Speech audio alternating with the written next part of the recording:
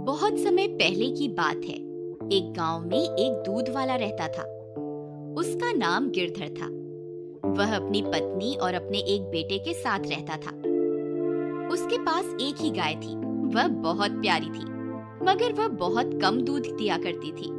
वह जितना भी दूध देती थी, गिरधर उसे शहर में जाकर बेच आया करता था। लेकिन दूध कम होने की वजह से उसकी आमदनी भी बहुत कम हुआ करती थी, जिसकी वजह से उसकी पत्नी उसे दिन रात ताने मारा करती थी। अजी सुनो, इतने थोड़े से पैसों का मैं क्या करूं? इतने कम पैसों में तो घर चलाना भी मुश्किल हो रहा है। आपने पड़ोस के मोहन की बीवी को देखा? वह कल ही नई साड़ी खरीद के लाई है। उसका पति तो उसे हर हफ्ते मेला दिखाने के लिए लेकर जाता है और नए कपड़े भी दिलवाता है। आप तो ऐसा कुछ नहीं करते। देखो भगवान, मैं जितने पैसे कमाता हूँ सारे तुम्हें लाके दे देता हूँ। अब मैं और पैसे कहाँ से लाऊं? जितने पैसे तुम कमा के लाते हो ना, उसमें से आधे से ज्यादा पैसों का चारा तो तुम्हारी ये गाय ही खा जाती है और बदले में इतना कम दूध देती है। इस गाय से हमें कोई फायदा नहीं है। इसे तो तुम किसी जंगल में ही छोड़ा और एक नई गाय खरीद लो। देखो भगवान, मेरे पास नई गाय खरीदने के पैसे नहीं है। हम जितना भी कमाते हैं उसमें 2 वक्त की रोटी मिल जाती है। मुझे ज्यादा कुछ नहीं चाहिए। अजी आपको नहीं चाहिए तो ना सही, लेकिन मुझे तो नए कपड़े खरीदने हैं और नए गहने भी लेने हैं। देखो भगवान, मुझे और परेशान मत करो। रात बहुत हो गई है और मुझे सोने जाना है। इतना बोलकर गिरधर वहाँ से चला जाता है। पत्नी सोचते हुए, कोई तो उपाय होगा जिससे हम ज्यादा मुनाफा कमा सके। हमारे पास नई गाय खरीदने के पैसे तो है नहीं। मुझे इसी गाय से ज्यादा मुनाफा कमाने की तरकीब खोजनी होगी। अगले दिन सुबह होने पर गिरधर रोज की तरह गाय का दूध निकालकर शहर में बेचने चला जाता है। उसकी पत्नी अपने बेटे को आवाज लगाती है, अरे बेटा मुन्नू, कहाँ है? जरा मेरी बात सुन। जी माँ। जरा बाहर जाकर देख, तेरे पिताजी शहर में दूध बेचने के लिए चले गए क्या? मुन्नू बाहर जाकर देखता है। जी माँ, बाहर कोई नहीं है, पिताजी चले गए। यही सही मौका है। उसकी लालची पत्नी गाय के पास जाती है और बोलती है, क्यों रे राम प्यारी, तू दिन रात चारा खाती रहती है लेकिन ज्यादा दूध क्यों नहीं देती? फिर उसकी पत्नी को ध्यान आता है कि उसके पड़ोस में रहने वाले कालिया के पास भी एक ही गाय है, लेकिन उसकी बीवी तो बहुत खुश रहती है। वह कैसे? वह सोच में पड़ जाती है। यही बात पता करने के लिए वह कालिया के घर जाती है। अरे भाई कालिया, जरा बात तो सुनो। अरे बहन सुषमा, कैसी हो तुम? और गिरधर के क्या हाल है? अरे हाल चाल तो मत ही पूछो, बहुत बुरे हाल है। हमारी गाय तो ज्यादा दूध ही नहीं देती। इतने कम दूध में कोई मुनाफा नहीं हो रहा। तुम्हारे पास भी तो एक ही गाय है, किंतु तुम्हारी गाय तो बहुत सारा दूध देती है। वह कैसे? बहन, एक राज की बात बताऊं, किसी से कहना नहीं। मैं शहर से एक इंजेक्शन लाया हूँ, जिसे अगर गाय को लगा दो तो वह 4 गुना ज्यादा दूध देती है। अरे दैया, ऐसा भी कोई इंजेक्शन होता है क्या? हाँ बहन, मैं तो अपनी गाय को वही इंजेक्शन देता हूँ, तभी तो मेरी गाय ज्यादा दूध देती है। अरे भैया, मुझे भी ऐसा इंजेक्शन दे दो ताकि मैं भी कुछ मुनाफा कमा सकूं। जरूर, क्यों नहीं, ये लो। लेकिन ध्यान रखना, गिरधर को पता ना चले। अगर उसे पता चल गया तो तुम्हारी और मेरी शामत आ जाएगी। हाँ हाँ, किसी को कुछ पता नहीं चलेगा। फिर उसकी पत्नी कालिया से इंजेक्शन लेकर अपने घर वापस आ जाती है और घर पहुँचते ही चुपके से अपनी गाय को इंजेक्शन लगा देती है। फिर अगले दिन रोज की तरह गिरधर अपनी गाय का दूध निकालता है। अरे ये क्या, आज तो पूरी बाल्टी भर गई, फिर भी दूध बंद ही नहीं हो रहा। लगता है भगवान ने मेरी लालची पत्नी की बात सुन ली। शायद अब हमारे अच्छे दिन आ जाए।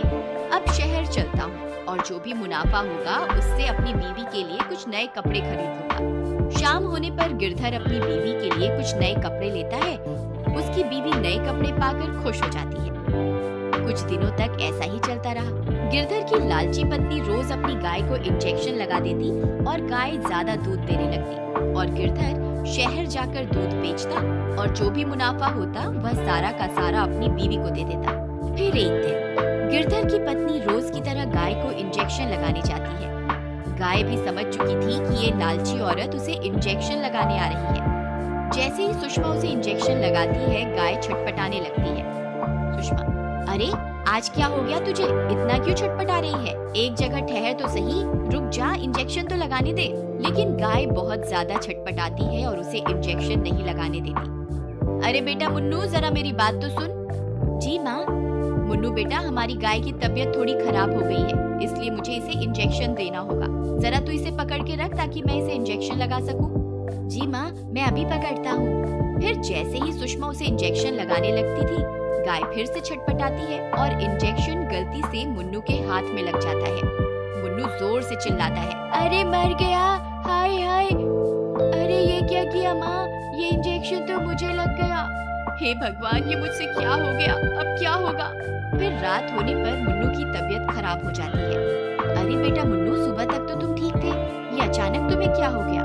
पिताजी, सुबह गाय की तबीयत खराब होने की वजह से माँ गाय को इंजेक्शन लगा रही थी और गलती से वह इंजेक्शन मुझे लग गया। लेकिन सुबह तो गाय की तबीयत ठीक थी।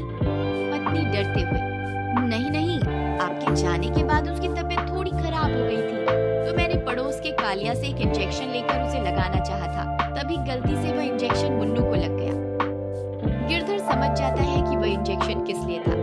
गिरधर गुस्से में, मैं जानता हूँ भगवान, तुम कालिया से वह इंजेक्शन क्यों लेकर आई थी। अपनी चोरी पकड़ी जाने पर उसकी पत्नी बहुत शर्मिंदा हो जाती है। मुझे माफ कर दो, ये सब तो मैंने अधिक मुनाफा कमाने के लिए किया था। मुझे क्या पता था कि वह इंजेक्शन एक दिन मेरे बेटे को ही लग जाएगा। गिरधर, भगवान, आज उस इंजेक्शन की वजह से जब तुम्हारे बेटे की तबीयत खराब हुई तभी तुम्हें एहसास हुआ ना। ये सोचो कि जब तुम रोज गाय को इंजेक्शन लगाती होगी तो उस पे क्या बीतती होगी, उसे कितना दर्द महसूस होता होगा। गाय तो बेजुबान है, इसलिए अपना हाल बता भी नहीं सकती, और हम लालची इंसान थोड़ा ज्यादा मुनाफा कमाने के चक्कर में इन बेजुबान जानवरों का फायदा उठाते हैं। अपने पति की बात सुनकर वह बहुत ज्यादा शर्मिंदा हो जाती है और अपने किए हुए की माफी मांगती है।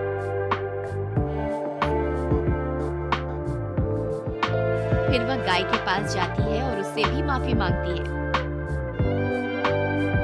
और गाय भी उसे मुस्कुराकर माफ कर देती है। फिर वह उसी दिन से अपनी गाय की बहुत सेवा करती है और उसी गाय का दूध पी कर उसका बेटा भी कुछ ही दिनों में ठीक हो जाता है और वह सब कम मुनाफे में भी खुश रहने लगते हैं। मॉरल, अगर इंसान ज्यादा मुनाफा कमाने के चक्कर में अक्सर इंसान ज्यादा मुनाफा कमाने के चक्कर में बेजुबान जानवरों का फायदा उठाते हैं और बेचारे जानवर बेजुबान होने की वजह से कुछ बोल भी नहीं पाते और हम इंसानों का जुल्म चुपचाप सहते रहते हैं। अक्सर आपने देखा होगा, सड़क पर गाय लावारिस हालत में घूमती रहती है और पॉलीथीन खाने की वजह से दम भी तोड़ देती है। हमें पॉलीथीन का इस्तेमाल भी कम से कम करना चाहिए और अगर आपको कोई गाय पॉलीथीन खाते हुए दिखाई दे तो उसे रोकना चाहिए। क्या पता आपके इस कदम से किसी बेजुबान की जान बच जाए। अक्सर चुनौतियों से, संघर्षों से हम डरते हैं, लेकिन संघर्ष ही तो है जो हमें और अधिक मजबूत करते हैं और जिंदगी की कठिनाइयों से लड़ने की हिम्मत देते हैं और हमें सक्षम बनाते हैं, कुछ भी कर पाने के और कुछ भी कर गुजरने के। इसलिए जिंदगी में कभी भी कोई चुनौती आई तो उसे घबराइए मत, बल्कि हंसकर उसका सामना कीजिए।